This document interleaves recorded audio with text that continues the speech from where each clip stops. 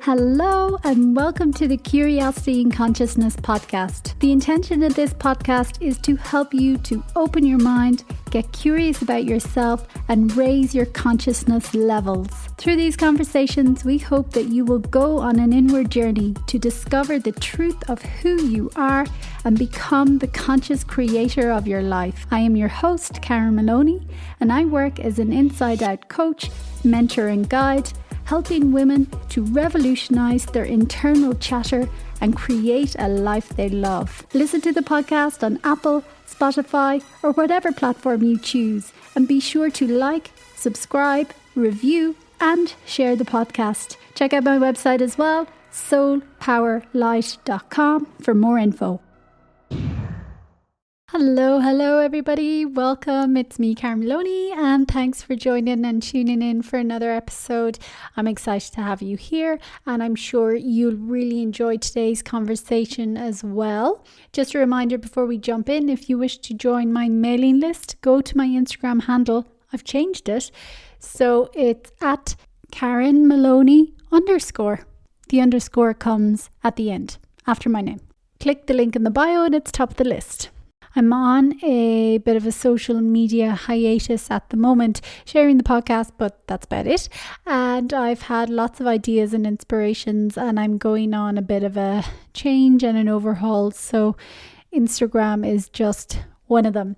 But anyway, back to today's episode, and I have Aly F Canavan joining me, and Aly is an engaging, intuitive and transformational DreamBuilder coach. She helps people manifest their dreams into reality and live their best life. Her heart-led business and 360 approach to well-being is innovative, inclusive and accessible to all. She is an award-winning author of Minding Mum, It's Time to Take Care of You, the world's first 360 self-care book for mums focusing on their health and well-being post-birth. Her online workshops have helped thousands of people all around the world cope with increased waves of anxiety and fear. Her workshops entitled Keeping Energy and Immunity High and Envision Your Life have provided tools and support leading to incredible transformation in the collective. She is a UCLA trained mindfulness facilitator, a HeartMath facilitator, and international motivational speaker. Her interest in nutrition and well-being began having seen the destructive nature and relationship people had to health, well-being and food during her time in the fashion industry, where she traveled the world for nearly 20 years as one of the world's top models. And towards the end of her modelling career, she fully devoted her time to her greatest passion, true health and well-being for all.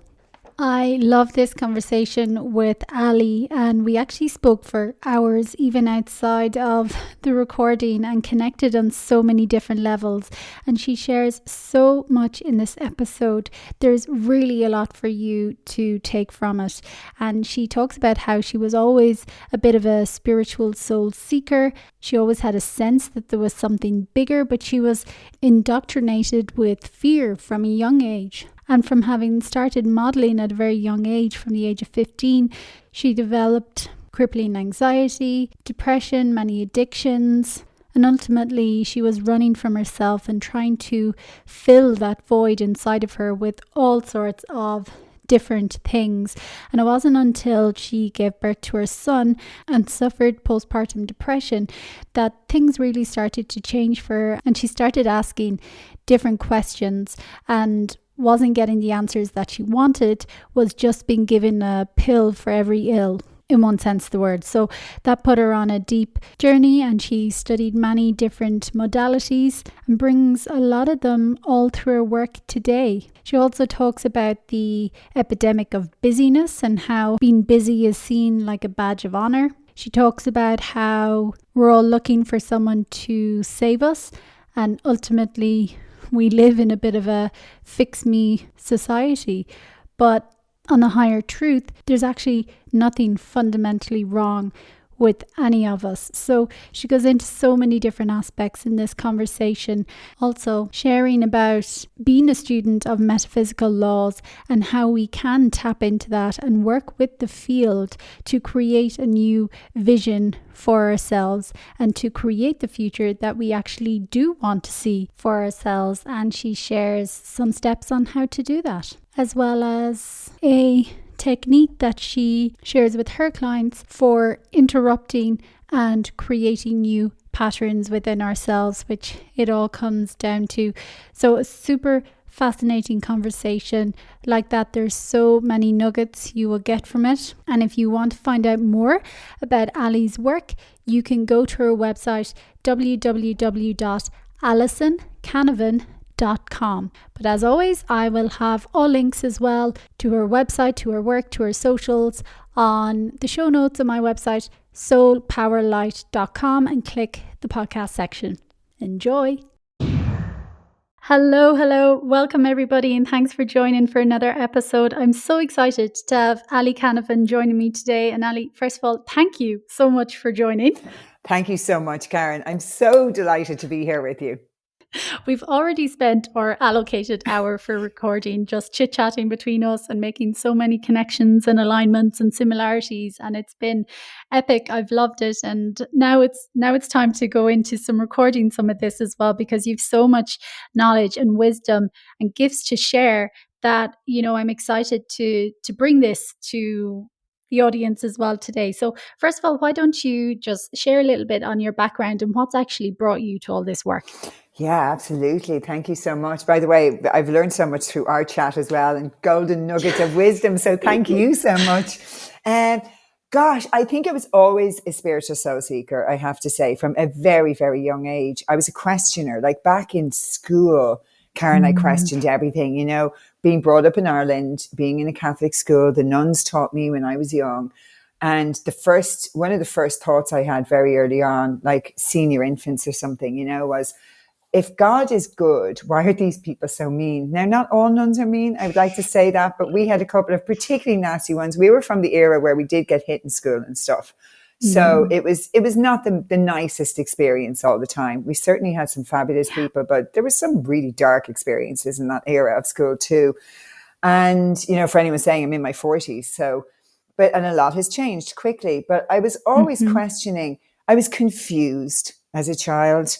I always had this sense of there was something bigger than me running the show, but I wasn't fully on board with the type of God I was being taught about or the kind of indoctrination I was getting. And let's face it, we get indoctrinated with fear a lot of the time in Catholicism, and certainly I did. I can only speak from my experience.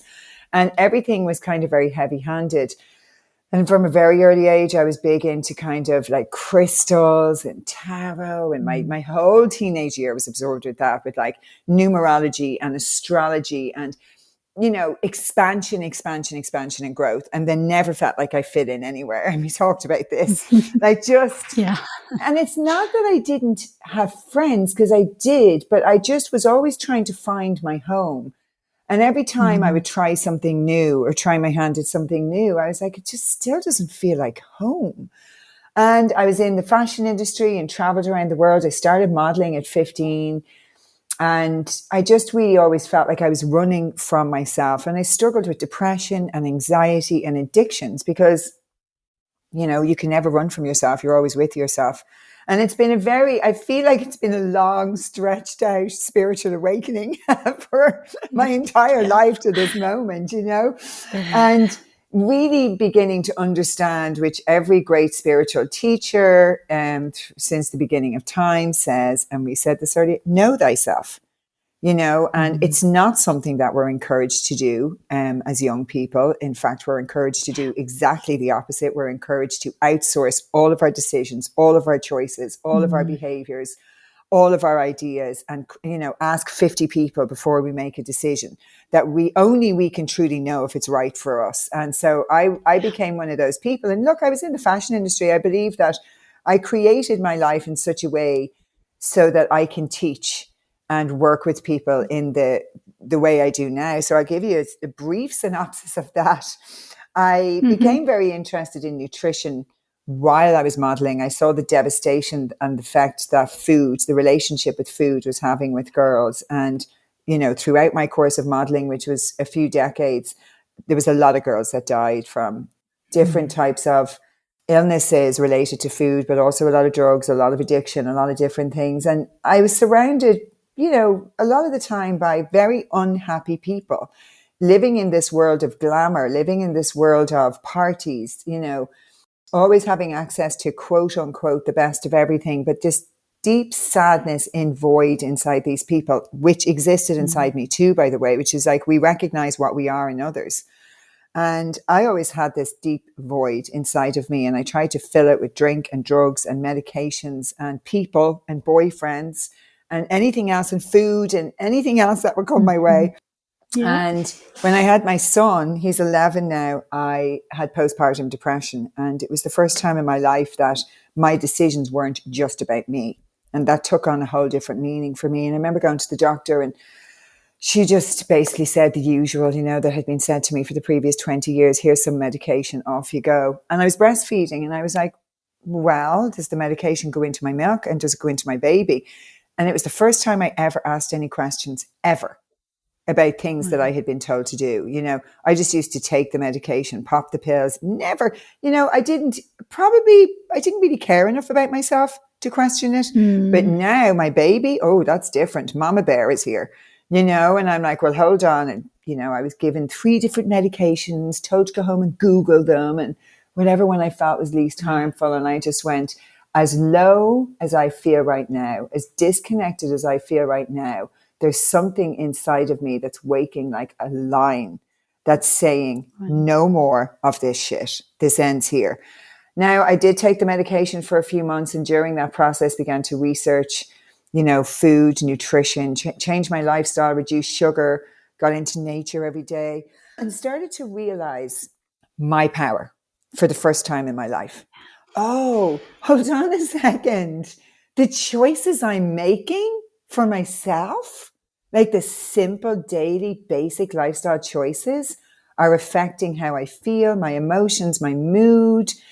And I do believe that I had that experience to really begin this journey of coming into my full power. And I went and I studied nutrition for a few years, and during that time realized that food is not the answer. It's much deeper than that. It's emotions. It's the feeling aspect of our body. That's really, I'd be sitting in front of people, and obviously you can only, you know, work with people at the level you're trained at. So I could never really step outside of that boundary. And I was like, oh my gosh, I'm very intuitive in how I work with people. I can pick something up in people's body. I can pick it up in their energetic field. I'm an energy worker.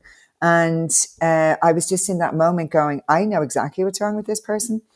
I know that it goes back to their childhood, but of course I can't go saying that. So I went and I trained to be an NLP practitioner. I did beautiful courses with Gabor Mate, who's one of my heroes and was a huge catalyst in my journey. Gabor. Oh, I love him in my journey to recovery. The way he talks about addiction, understands addiction, and understands the human being, the human condition, the human psyche, is he turned on a light within me that encouraged me to really step forward on my path of healing and growth.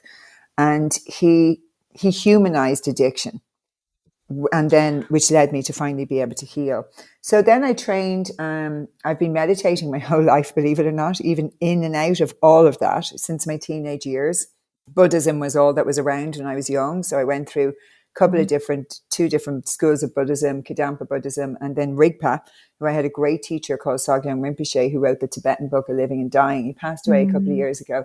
He was a really profound and powerful teacher for me because he took no shit. And I needed that kind of teacher at that time. And he was just the teacher who used to say to me, this is all you.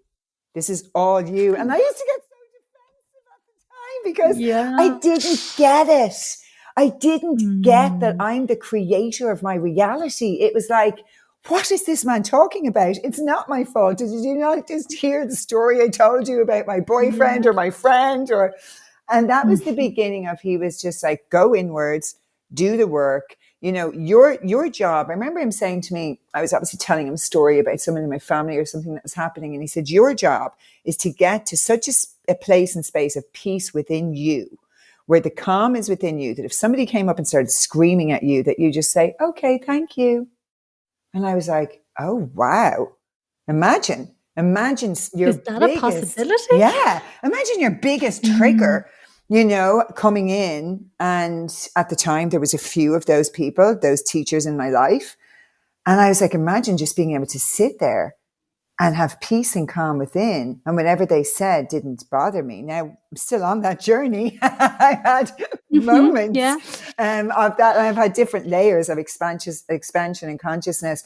And then I wanted to really dig deep into mindfulness and, how neuroscience is connected. And I'm very interested in the psychoneuroimmunology and the connection between the gut and the brain. And, through my years of studying, I became a raw foods master. And then I went to UCLA and studied mindfulness in UCLA a few years ago, and just really digging deep into this idea of presence and presencing ourselves and taking a break from the epidemic of busyness and how truly powerful that is.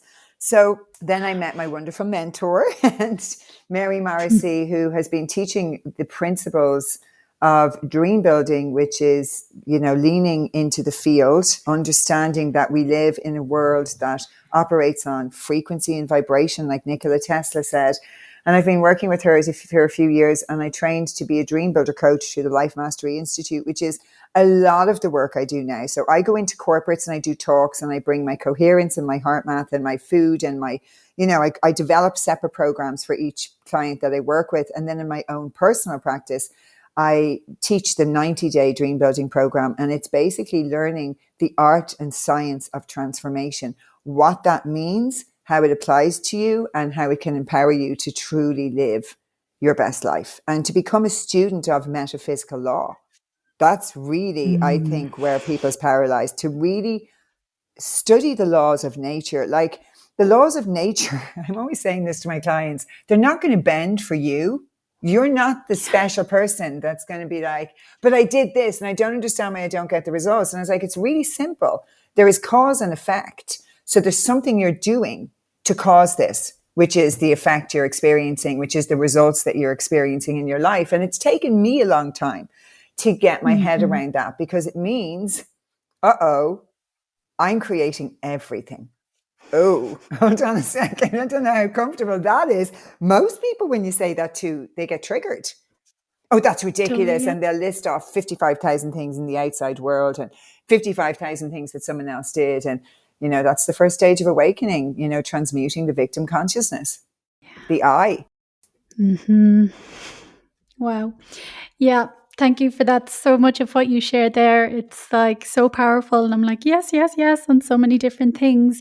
And, it is that truth of connecting to metaphysical laws and something outside of ourselves, and that deeper truth within us, and that reality, like we briefly touched on as well, of the responsibility we have, and actually the power that we have as well in our realities, in creating. Yes. And that is a truth to transcend as well, that we are the creators of our reality, and everything does have a cause and effect. And if something is showing up in our reality, it is because we have a consciousness, or we are conscious of being it somewhere in our being. Yeah. So that's why the work is always going within.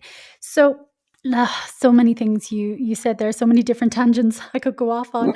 But I know you've probably touched on it in what you've just shared, but I know you take a 360 approach as well to self-care and to well-being. And what does that look like for you? And this is really interesting, because I just think I came through a system, since I was a kid.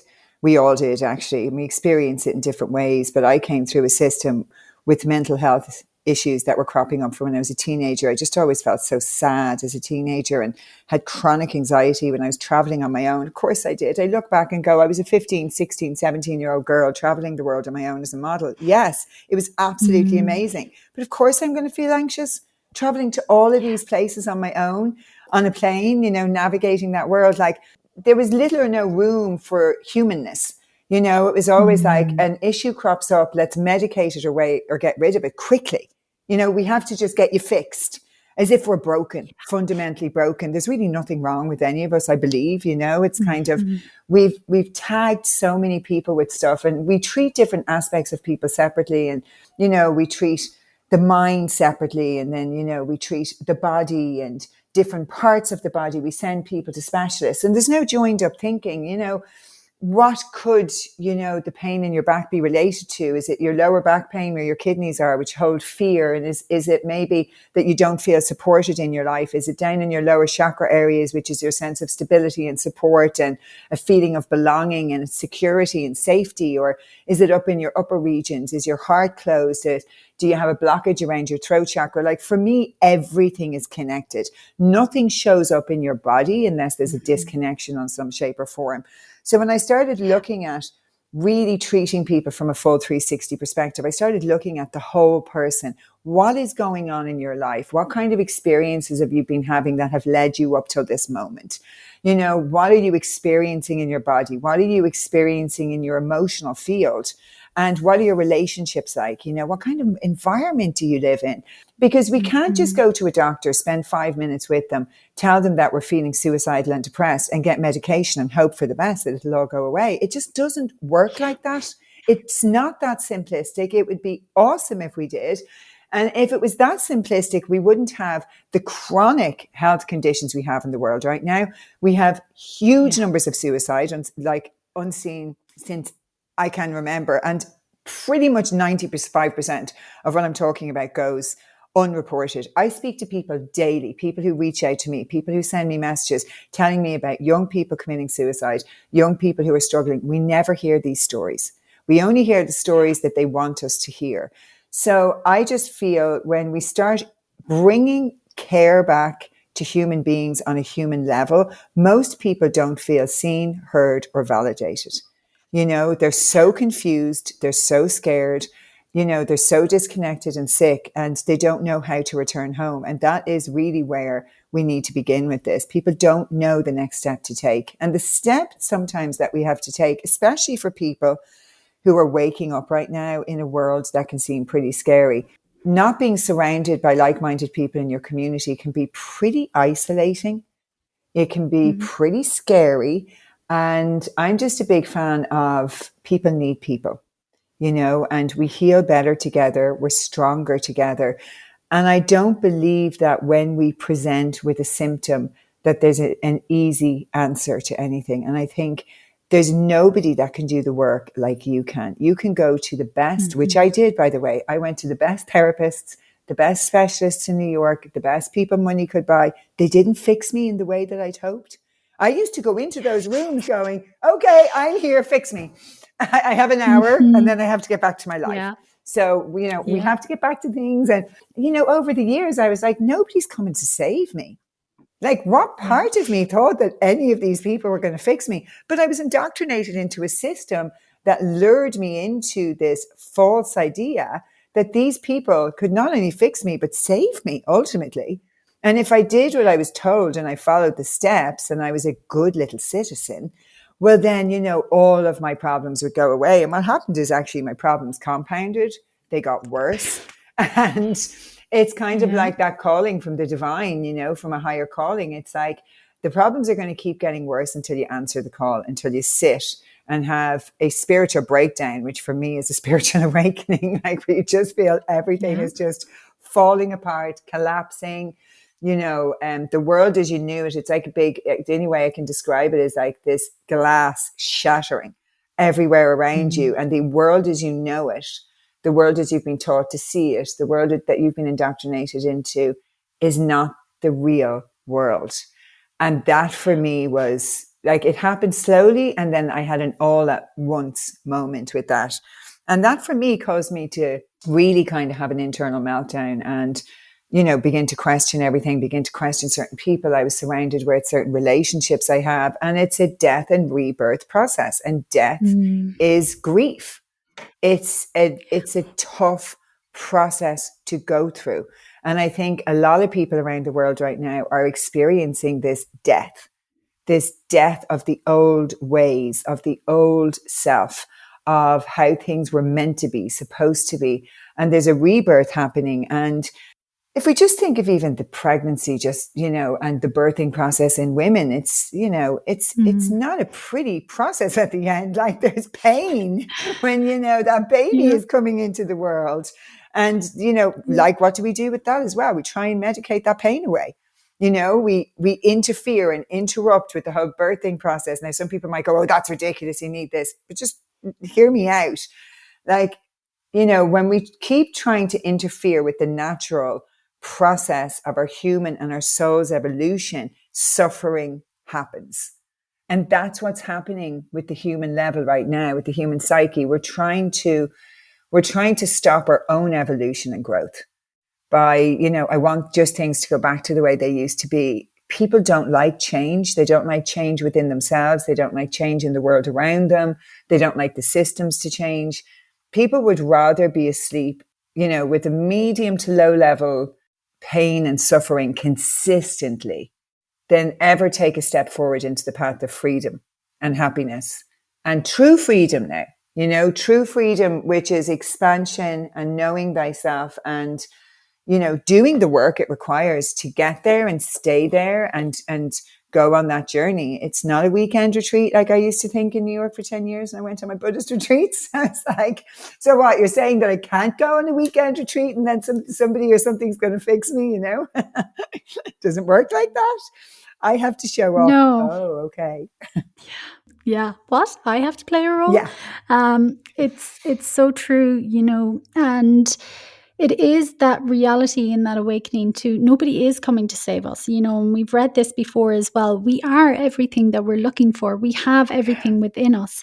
And it is that realization. But again, like you mentioned, we all grow up in a system. We all grow up with programming. We all grow up with conditioning, whether positive or negative. But we all have some levels of negative programming that hold us back, that are some levels of trauma as well, which trauma hits on so many different levels. So we all have these things, and we eventually, or we don't, but we can get to a place of asking, going, whose life am I living? Is this truly lighting me up, or am I just following someone else's path? And a lot of the time we see that we've just been following someone else's idea of who we should be, how we should be, what we should be doing.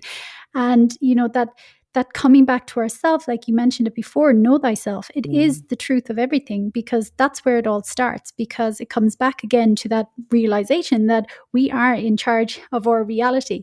And it's so funny, just this morning, I'm a student of A Course in Miracles as well. And just this morning's lesson was, I will not use my body's eyes today. And the thing about it is, we've got so fixated in this physical, mental, material world that we've actually forgotten that there's a whole other invisible parallel universe happening right now beside us as well, that spiritual aspect of ourselves. And I think, it's like you mentioned with Gabor Mate, we've forgotten our humanness as well. And I don't just mean that in the physical sense. I mean it in the mental, emotional, physical, and spiritual sense, the energetic sense. Yeah. And it is that coming back to wholeness. It's not a pill for every ill. We've seen there's so many incredible medicines and they serve a part, but we've never been sicker. Yeah. So, we have to begin to wake up and go, hang on a second, what else can I do? And that's where you come in and helping people. And maybe just even in your work as a DreamBuilder coach, how do you help people to connect to the other possibilities that lie outside of maybe what they've currently been doing or how they've been currently operating? Yeah, so it's interesting. I mean, I remember saying to my mentor, Mary, who's in her 70s now and has been teaching these principles for well over 40 years. And actually, I remember the first time I met her, and she was telling me the story of how she met her mentor many years, probably been 40 odd years ago, nearly 45. And his name was Jack Boland. And she just really admired him and really wanted to work with him. And, long and short of it, she ended up working with him, and she'd get on a plane next week. And he said he was mentoring 2 other people as well who were beginning their journey into this world. And guess who the other 2 people were? Wayne Dyer and Les Brown. No. And I remember hearing the story going, this is phenomenal for me, because I know of Les Brown and Wayne Dyer for years, but I actually only heard of Mary Morrissey through Michael Beckwith when I was going to Agape. And she just, everything about Mary resonated with me because of the world of possibility. And she was, nobody's reinventing the wheel here. Everybody's actually teaching the same stuff. But the thing is, we hear it through different vessels be translated in different ways. And there was something about the way Mary was teaching it that landed with me. And what I do with my clients is we go through a 90-day program where I teach them about the envisioning process and why it's important to always state to the universe, thank you, from a place of already having received what you're calling in. This is really important. And this is like the key ingredient that's been missing from so many spiritual teachings throughout the years. We don't pray asking for stuff. It's not, I want, because the universe has to obey your command. Your word is your wand. And hear me when I say that our words are so powerful. That's why we spell words. They're spellings. We cast a spell every time we speak. So it's so powerful. I'm fascinated with the English language. I have been for so many years. I'm a writer. I wrote a book and I've been writing for years, but more so in really becoming acutely aware with myself on this path of how I'm using language and what I'm calling in, the kind of conversations I'm getting involved with. And that has literally changed my life. So I teach my clients the power of language, but how to write a vision statement from the perspective of, I'm so happy and grateful now that, and we're 3 years from now. And what we're doing is we're calling in the life that we would love living, the life that we have dreamed about in all areas, whether it's job and vocation, health and well-being, time and money, freedom, or relationships. And say you're somebody who's experiencing poor health. It's like, I'm so happy and grateful now that I wake every day feeling full of vitality and energy. I absolutely love my life. I sleep so peacefully. You know, I have zero pain. So we're not talking about what you're experiencing right now. This is your dream. We're talking about 3 years from now. Like, you are fully healed. You're up on your feet. And what that does is it sends pictures out to the field, the universe, your, higher consciousness, creator of all that is, whatever people want to call it, God, if you like. You're sending those pictures out and those pictures get received. And then the universe has no option but to begin to put those pieces of the puzzle together for you. So in the invisible realm, it begins to now say, okay, she's saying this vision statement every day. It means it's important to her. Let's make it happen. And this is what's really important about this process is we suspend the how. So we're very how orientated as human beings. We want to know how, and we want to know the next step. And this leads into another thing we were talking about earlier. When we get focused on the how, we're living from certain conditions, our own limited conditions. We're not dreaming. We're not being expansive, because the how that we can see is only the how from our common thinking that we have been trained in so far. There's so much more that the universe can bring to us. We live in an abundant, ever-giving, ever-expanding universe. When people hear that, they're like, well, why am I struggling? It's because there's something in your vibrational field that feels less than, that feels that lack. Like Mary always says, you can't have it all. You can't have lack and abundance at the same time. They live on two different frequencies. And when I'm teaching my clients, I say, you can't listen to 98 FM and FM 104 at the same time. So you have to switch the channel. So when you think that you're in abundance and on that frequency, but you're feeling lack, I'm going to tell you that you're not in abundance. Because when you're in abundance, you're not feeling lack. Now, that's a really simplistic way of going inwards and going, what frequency am I operating at now? Because we literally are like antenna. We're like frequency towers. We're sending out frequency all day long to the field, and then we're receiving that frequency back to us in the form of people, experiences, opportunities, life, whatever way it looks. I believe, and it looks different for everyone, a huge part of why people don't study these laws more is because there's a huge lack of faith and trust today. A huge lack. Most people will never take even one step forward on their path unless they 100% know that they're going to be successful. Now, I'm sorry, but we just don't live in a world like that. We live in a world where the universe is like, you want to jump off the cliff? Oh, I'll catch you, but you got to jump first. You got to know what you want in this world. You've got to have very clear dreams. You've got to know how you want to feel, the kind of life you want to create, the type of people you want around you. All of those things you've got to really have in your vibrational field. And you will be required to trust. It's a huge part of this. And I remember leaving Ireland, packing up all my stuff and, the universe saying, or God or creator consciousness, and it was like, I'm like, just give me the next step. Let me know that when I land in LA, everything's going to work out. Just even give me that one next step. And in my meditations, I was getting a very strong, absolutely no effing way. Excuse the language. And it's so funny in the meditations, because I was like, God, this voice is a little bit bully boy tactic, it's like, but it was just, absolutely no way are you getting the next step. This is a huge part of your soul's evolution and growth. This is a huge part of your spiritual expansion.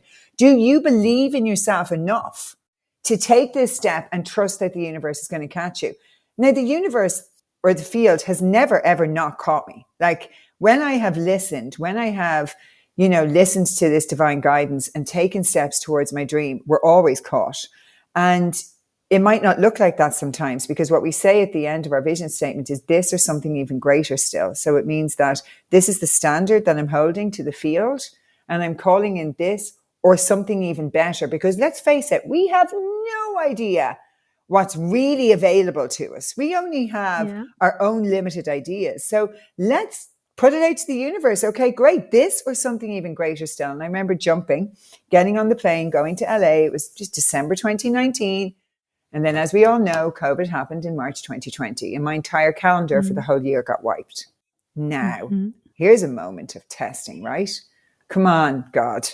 I have just jumped off the cliff. You told me you'd catch me. Now I don't feel caught. And I just kept getting this overwhelming feeling of, don't worry, the way will be shown, all is well.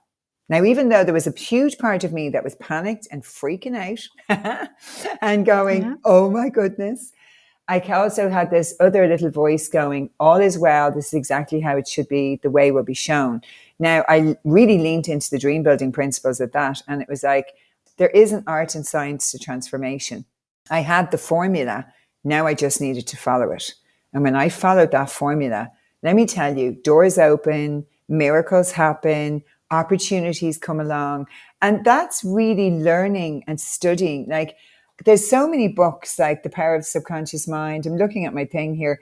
Who Can You Trust? The Power of Awareness, The Spiritual Emerson, Your Invisible Power, all of Neville Goddard's work, then Working with the Law, which is Holliwell, Napoleon Hill's work, Keys to Success.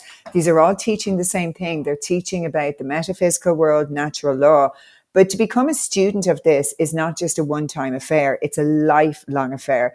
I remember Bob Proctor is very good friends with Mary Morrison. He was doing one of our classes recently, and he has a very old edition of Think and Grow Rich that he actually holds up, and it has elastics all around it. It's totally falling apart. Now, that man, for over 40-something years, has been waking every day and studying that one book. Now, this brings us back to, you don't just learn something once.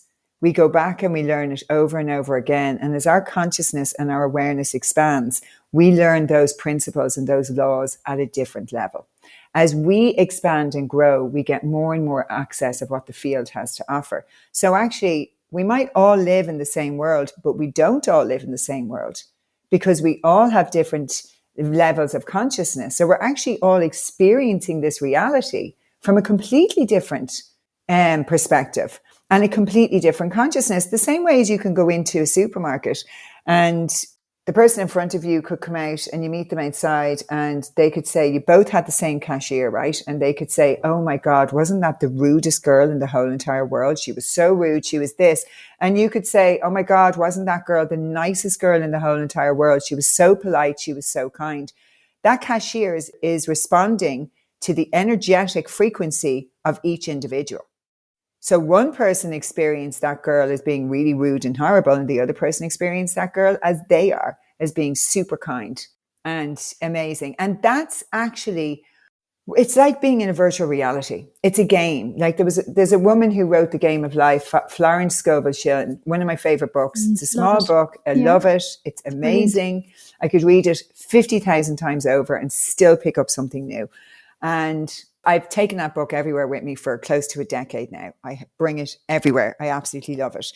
And Florence is always talking about, just not pushing the world to be the way you want, but standing back and creating the world from the energy. Greg Braden talks about this. It is just the way the world works. and creating it from an energy of expansion and abundance. And I love all her teachings in that book. She's a beautiful, part about trust, and she also has faith, and she also, has a lot about, when we push and force things like relationships and everything. I don't know if you remember that part. She talks about when people are forcing someone to love them, and she's like, if they're not meant for you, let them go. And very often in this life, we cling and grasp and hang on to things that are not meant to be in our life, that are not meant for our path, and they're not meant for us. And the pain and the suffering comes from our reluctance to let go. Our reluctance to let go of things causes us so much pain. Yeah. And it's fascinating to watch where we do it. I do it. We all do it. And I'm like, what am I clinging to? What am I grasping to? Oh, isn't that interesting? Oh my God, yeah. I'm really reluctant to let that go. And very often when we let go of the relationships, the situations, the ideas, the beliefs, this sense of peace unfolds, this sense of calm, this sense of expansion. And it's like, oh, I didn't need that. When we think that we need people, places, or things to be happy, we're always going to be living in this state of outside dependence, I call it, where we can't fully be present and happy right now without something lining up in the exterior world, so everything has to be a certain way and then I'm happy. And we come back to just going inwards and going, when you're happy right here, right now, which is the only moment where we have, like truly being present, it brings us back to mindfulness. Like everything else begins to fall into place. When you can truly stay connected to that authentic part of yourself, it's not an easy thing to do. Like the Buddhist traditions have been teaching this forever and ever and ever, They talk about samsara and nirvana, the karmic cycles that we keep getting ourselves looped into. And we keep repeating these patterns over and over and over again. And it keeps repeating on a loop until you go, enough. I see why I'm creating this. I get it. Enough already. Or I called this in to experience more of myself, and I see it now, and I know it's for my soul's expansion and growth. I choose to see the lesson, and I choose to move forward. Great. Yeah, I mean, that's essentially what it comes down to. But like you say, it's the journey to actually getting there and believing that truth, because, we do grasp and we do hold on and we do make our happiness or internal emotional state dependent on externals. And as I always say, like when we do that, we're really building on shaky ground, because anything can change in a moment, which it always does. Change is the only constant, and that's fine. It's once we can get stable and balanced within ourselves, we can be happy and peaceful and loving throughout it all. That doesn't mean we won't have moments, but we feel them and then we bounce back. It becomes our new internal level, frequency, vibration. Like you're talking about as well, it goes from, like Dr. Joe Dispenza talks about, it's from thinking to doing to being. We become it. It becomes a lifestyle. It becomes second nature. It just becomes our way of being. But I think, like you touched on as well, it comes back a lot to trust and faith, because people don't trust themselves and they don't trust in something outside of themselves, a higher power. So then, we get stuck in, well, then I have to do it. It's all on me. I have to effort. I have to know the how. I have to struggle. I have to push. I have to hustle. And that's the very masculine energy as well that we've all been brought up in.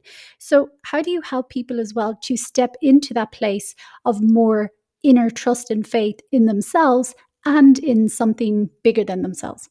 Yeah, it's very interesting, because that push energy causes the field to push back on you. So just think about it for a moment when we're pushing and forcing. And I do think we've been indoctrinated into this epidemic of busyness, where it's like a badge of honor that if we're hustling, we're hustlers. I'm a hustler. I'm going to keep pushing. And that energy actually is not it's not a creative energy. So let's distill this down to a couple of basics. If you put up your hand and I asked you to put your hand against mine and push against my hand, you're going to push back, right?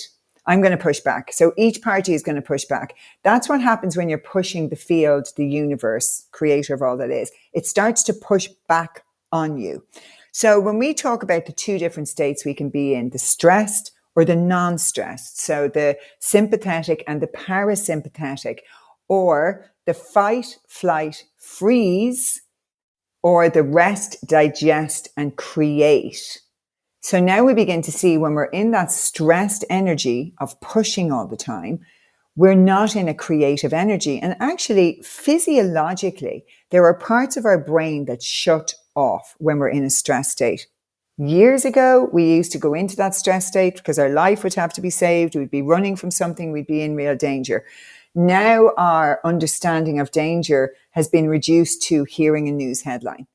And our body goes into a state of fear, or we're chronically stressed with the kids at home and we're raising our voice all the time. Your body is in like its most natural state is actually not calm these days. It's actually been trained into a state of stress. Now, I don't mean natural state as in homeostasis, the way it should be.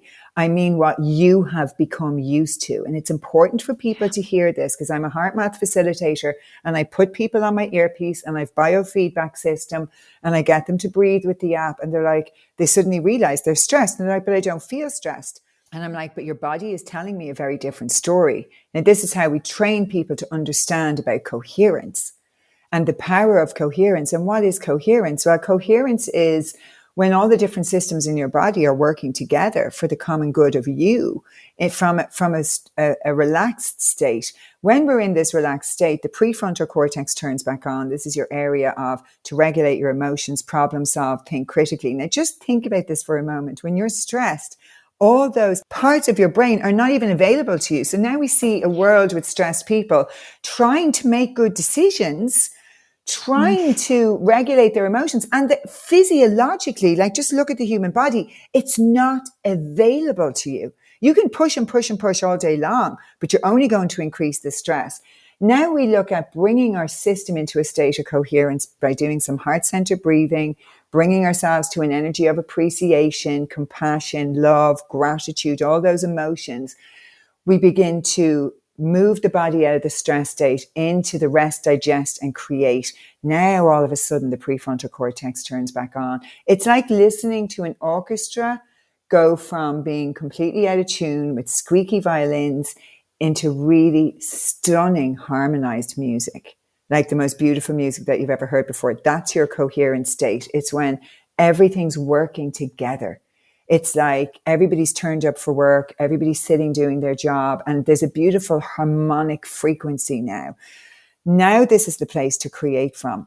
We can only create from this space. That's why it's really important to understand that the first currency of the universe is ideas. And when you're abundant in ideas, you can do anything. But ideas are not going to pop into a stressed, constricted human being. So asking yourself the question, do I feel expansive or do I feel constricted, is a really powerful one. Because when you're constricted, you're stressed. You're not open. You've got to be open to the universe bringing these beautiful, amazing gifts your way. So I work slowly with people through mindfulness techniques, through teaching them to have dominion over their vibration. What does that look like? How do we do it? Each week we take a different dream building principle. They do loads of exercises around that, distilling their values, their whys, writing a vision statement, looking at their own personal self-esteem, their failures, their successes. And through this 90-day program, it's who you become on the journey. It's what you learn about yourself on this journey. And throughout the course of this program, there are going to be paradigms, there are going to be fears that are going to emerge, but we want those paradigms to come up. We want these old ways to come to the surface so that we can release them and repattern them and truly begin to understand in this process that, oh, I'm the co-creator of my world. Okay, this is how it works. And we're giving people their power back. You know, I'm the coach, I'm holding space, but it's each individual that does the work. It's each individual that's learning this for themselves. And I believe that we can only learn through experiencing. And we had a chat before today, and you mentioned something, you said, embody it. That was just a moment for me where I'm like, yes, Karen, embody it. There's way too many people who are, and I count myself in this for many, many years, by the way, this is not casting judgment, who are book read, listening to YouTubes. I mean, there was a time in my life where I probably had read more spiritual books and knew more about the spiritual world or the self-development world or the personal development world. But my life was shit. Like, so, I had to kind of go, hold on a second here. I might know all of this at one level, Yeah. but I certainly was not embodying it, and I was not living it, and I wasn't taking the time to do the work. I mean, it's actually reading books and listening to YouTube videos or podcasts. That's actually really easy. Some of the more difficult aspects of the work come when we have to show up and write down and move through our trauma and our pain. Like when you start to really do this work and you have traumas and wounds that start to reappear, now that's when it's like game on. It's like, oh, here we go. Yeah. And we all do. These things will come up, but it's and I remember years ago as well, like I knew I was so unhappy. I knew I wasn't living the life I truly wanted to live. I knew that just I didn't feel lit up, and I was a bit like, oh, is this it? Like, is this it? But also I wasn't willing to do the work either, because I would sit down or someone would ask me, well, what do you want? And I'd be like, what?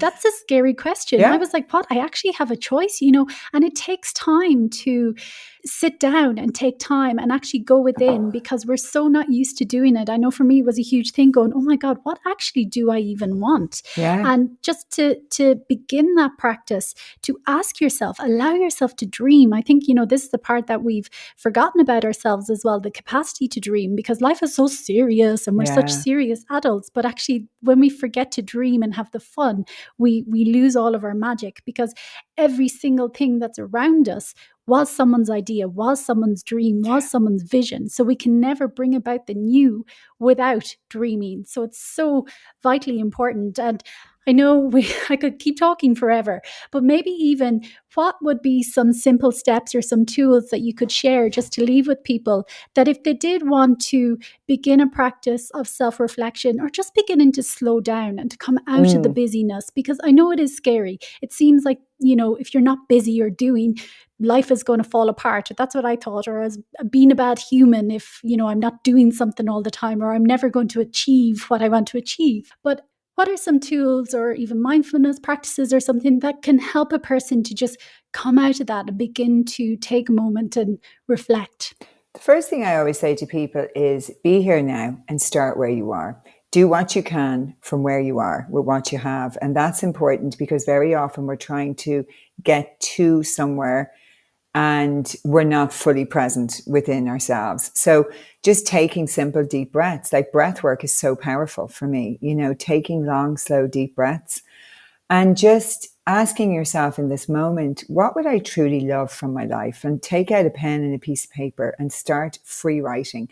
Our imagination is one of our 6 mental faculties. It's one of the most underused, I think, that people have in today's world. And start having fun with this. You mentioned fun. Don't make this hard. Make it fun. This is my life. I get to create it any which way I like. Awesome. And using always, always, always a template of gratitude. Always. I always close my eyes, bring myself down to my heart center, placing a hand on your heart, because that helps you to activate your heart through the power of touch and awareness. And just begin to take long, so deep breaths in and out of your heart. Now, what we're doing here is we're signaling safety. We want to interrupt the pattern of stress all the time. You can do this anywhere, anytime. You can do this in the car. You can put your hand on your heart if you're feeling overwhelmed and just begin to take long, slow, deep breaths. What we're trying to do all the time is interrupt the patterns. So we all have stories, patterns running, and we want to interrupt them. And I have something that I use with my clients called stop, catch, change. You stop, take a deep breath, you catch the thought, behavior, or emotion, and then you change it to a new, better one that serves you better. Now, stop, catch, change, if you just remember that mantra, can be used for anything, anytime, anywhere. Someone pulls out in the car in front of you and you find yourself getting angry, just say, stop, catch, change. Stop, take a deep breath.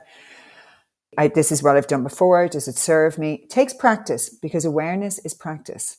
But bringing yourself into the moment with the breath, using something like stop, catch, change, and then asking yourself more empowering questions. The quality of the questions you ask determines the quality of the life you experience. People ask limited questions. not life-giving questions, not expansive questions. So not what should I do? Not what do I want? Not what can I do? They're all limiting questions, but instead expand and say, what makes me come alive? What makes me come alive? Now, automatically, the frequency of that is totally different. What would I love if there was no barriers, no obstacles on my path? What would I love to create? And allow yourself to dream. And very often, what you'll start to see over time is there are hidden, buried dreams within you that will begin to come to the surface. Maybe not in the beginning, but they will start to come up as they feel safe to do so. And I always encourage people, write it down, dream big. Why not you? Where did we get the idea of not me? Like, not me, not today. I'm not qualified enough. I don't have enough this. I don't know the right people. I don't come from the right family. I wasn't born in the right part of the world. Blah, blah, blah, blah, blah, blah, blah. Why not you? Why not you? Why not today? And why not in this life? Ask those questions. Yeah, why not me, actually? Yeah, good one. Yeah, your breath, you stop, catch, change, we need to interrupt. Interrupting patterns is what we're doing here. Interrupting and repatterning, which is really powerful.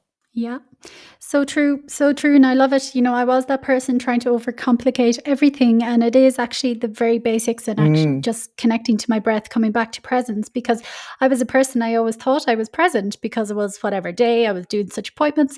But now I can see I was actually never, ever present, because in my mind, I was always somewhere else. I was 10 steps ahead of myself. I was overanalyzing everything. I was actually never connected to my body and actually present for the most part. So it's such a simple tool, but like you say, it takes a practice. It takes a practice for us to actually feel the energetic shift in the frequency within our body, to be like, oh yeah. And now anytime I do it, I'm like, oh, actually everything 9 times out of 10, I'm like, everything's actually fine. It's all just my mind going off crazy again. And I shared a video on that recently as well. So such powerful tools as well. And thank you so, so much for joining today, for chatting with me for so long beforehand as well, and for sharing all these gifts and wisdom with people as well today. And I feel we haven't even scraped the surface, but maybe we'll have a follow-up again at some stage. But thank you so, so much. Thank you so much for having me, Karen. It was an absolute pleasure. I really enjoyed our chat. Thank you for tuning in to this week's episode. Be sure to subscribe to the podcast so you get notified every time a new show is released. Get more information on this week's guest as well on my website, www.soulpowerlight.com.